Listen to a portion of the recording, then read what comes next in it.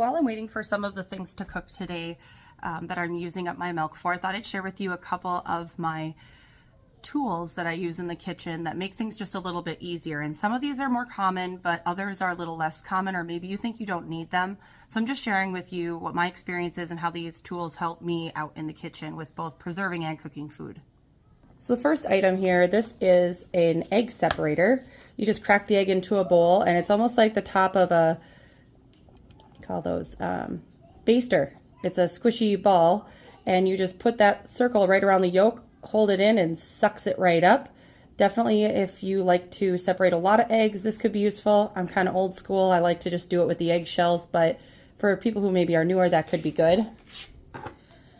This one, I just bought this, and I just used it, and it worked so great. This is from Aldi. It cost me $2.99, and it is for stripping sweet corn. So it's plastic on the outside. It's got these little teeth. You put it over the top of the corn kernel, and you sort of just twist it and pull it down, and it takes all the corn right off the cob. So I did that when I canned some corn up. That worked out awesome. This one's more common, but not a lot of people have it, is what I'm hearing. So just sharing with you, this is just a simple pastry cutter, costs you less than 10 bucks.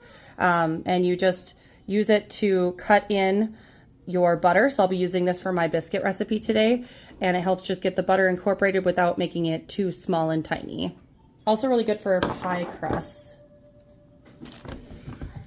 This one, a bigger one, is a collapsible colander. I hate those really big metal colanders that take up all that room in your cupboard. So this one just collapses down, and then you can pop it out. I'll try to show you here. You can pop it out into a full colander like that.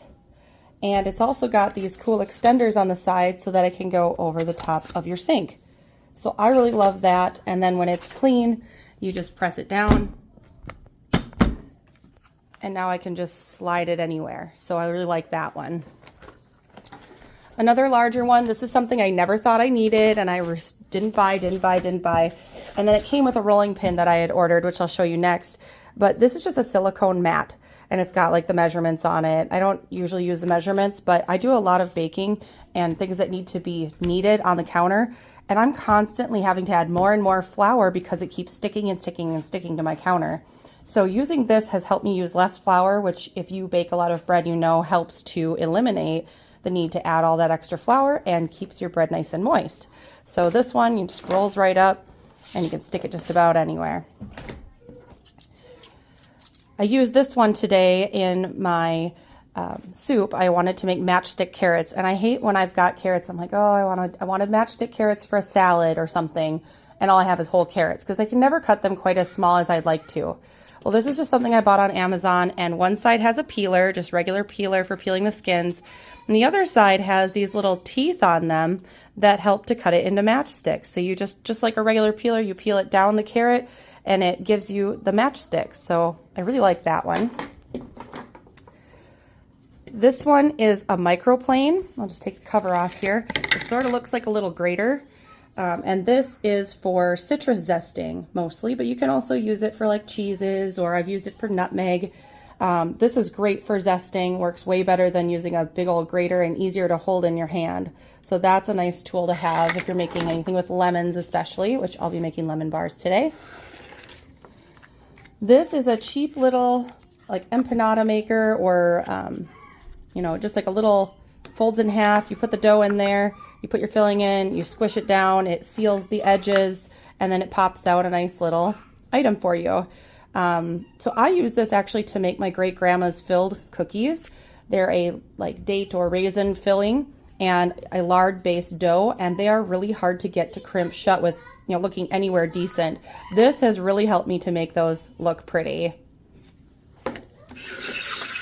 Another pretty common one here is an egg slicer. Maybe a lot of you have this, but it's just got these wire tines on it, and it's got a little hole where the egg can sit, and you just put your hard-boiled egg in there and you close it down and it slices it. And that is perfect for making eggs for a salad. It cuts them up real nice and pretty, real easy. This is a new gadget this year. I haven't even taken this little zip tie off yet, but I've already used it. I used it for my strawberry rhubarb jam. It's for strawberries. So it's got on one side this little point, and it's got this green button that opens and closes it.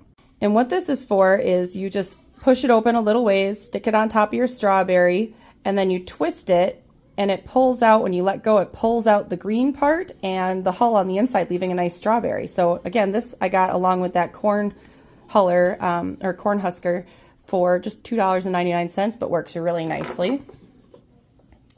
This is the rolling pin I was talking about, and I like this one better than my traditional rolling pin. It doesn't have the handles on it, so I can just use my hands, but it's got this little feature on the end here where you can change out the size of what you want to roll. So sometimes I struggle with rolling too thin or too thick, and these give little guides on them. So like this purple one is a 3/8 inch size. There's a 1/2 inch size, a 1/4 inch size. This is the 1/4 inch on here. And all you do is you unscrew the end, and then you can pull this whole piece out, and you can change those discs to whichever you like. But then when you roll it, you'll see it only leaves the clearance of what you want it to be, of the disc. So I really like that for making cookies and other things like that, and biscuits. This one, again, probably pretty standard, but if you have an old-fashioned juicer, I like this better. It's really heavy duty. It's really heavy metal, but it's got a slot for lemons, and it's also got a slot for limes that are smaller. You just put your fruit in there and squeeze it down. I'm going to be using that today with my lemon bar recipe, getting that fresh lemon juice out, and helps to strain out the seeds. So that's a really good one. And the last one I thought I would share with you are my salt and pepper grinders. These were like an insane deal. They were, I think, $8 for the whole thing. But they are electric. You just push this button and it sends out your salt and pepper. We use these on the table instead of using salt and pepper shakers. And it's fresh ground pepper and salt. So we really like those. I hope you enjoyed these tools. If there are other tools that I run across, I'll post those too. But these are just some of the really cool ones I wanted to share with you today.